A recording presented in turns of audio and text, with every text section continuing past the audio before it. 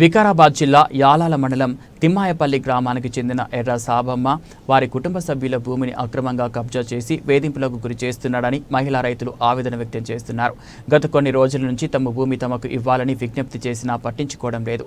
దయచేసి అక్రమంగా పట్టా చేసుకున్న భూమిని మాకు విడిపించాలని వారు కోరారు.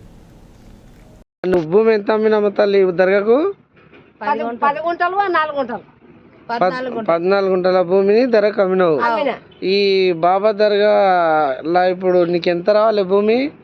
ఎకరన్నరలా 15 గుంటలు పోతే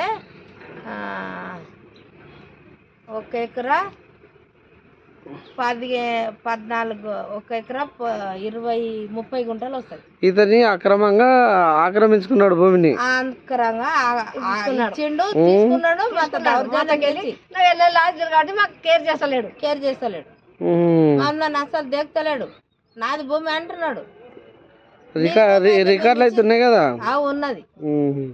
అయితే ఇతన్ని వాళ్ళ దర్గా దేవుని పేరుతోటి మోసం చేస్తున్నాడు. మోసం చేసిండు. నా మొగడు కాలమైండు. మోసం చేసి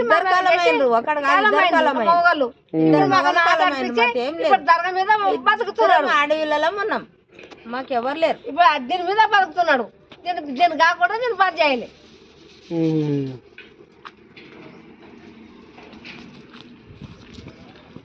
చచ్చిపోయింది ఇద్దరు లేరు.